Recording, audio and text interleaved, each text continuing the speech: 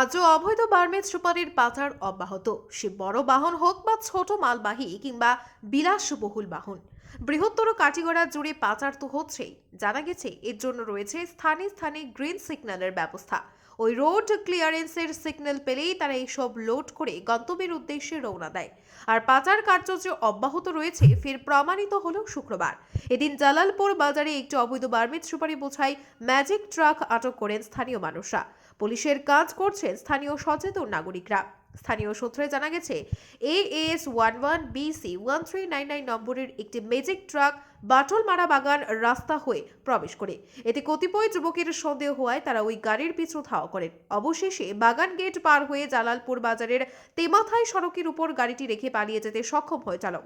স্বাভাবিক অবস্থায় গাড়িটি দেখলে মনে হবে গাড়িটি খালি রয়েছে, তবে গাড়িতে তল্লাশি করলে দেখা যায় এতে রয়েছে অবৈধ বার্মিজ সুপারি। গাড়িটি দেখে কেউ বুঝতেই পারবেন না যে গাড়িতে অবৈধ বার্মিজ সুপারি রয়েছে। গাড়ির নিচের অংশে গোপন চেম্বারের মধ্যে বাক্স তৈরি করে লোড ছিল সুপারিগুলো। স্থানীয়রা গুমরা পুলিশে খবর দিলে ছুটে আসে পুলিশ। তারা গাড়িটি জব্দ করে গুমরা পুলিশ অনুসন্ধান কেন্দ্রে নিয়ে যান। উল্লেখ্য, গোটা কাটিগড়া জুড়ে অবৈধ বার্মিজ সুপারির পাচার নতুন কিছু নয়। প্রায় প্রতিদিনই নিত্য নতুন কৌশল অবলম্বন করে বার্মিজ সুপারি পাচার হচ্ছে এবং এর একাংশ ঘটনা প্রকাশ্যে আসছে। কাটিগড়া জুড়ে চলা এই অবৈধ কারবার কবে বন্ধ হবে? আদৌ কি তা বন্ধ হবে? পারবে কি পুলিশ প্রশাসন বন্ধ করতে? এইসব প্রশ্ন দীর্ঘদিন থেকে উঠলেও এর উত্তর কারও জানা নেই। কাটিগড়া বিধানসভা কেন্দ্রের বিভিন্ন গ্রামে গুদাম তৈরি করে এই সুপারি মজুত করা হয় বলে এক সূত্রে জানা গেছে। ছোট বাহন দিয়ে এই গোপন গোদামে মজুত করা হয় সুপারি।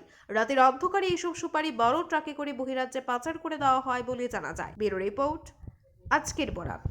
আপনারা দেখছেন আজকের Barak, a house of Adrija digital media.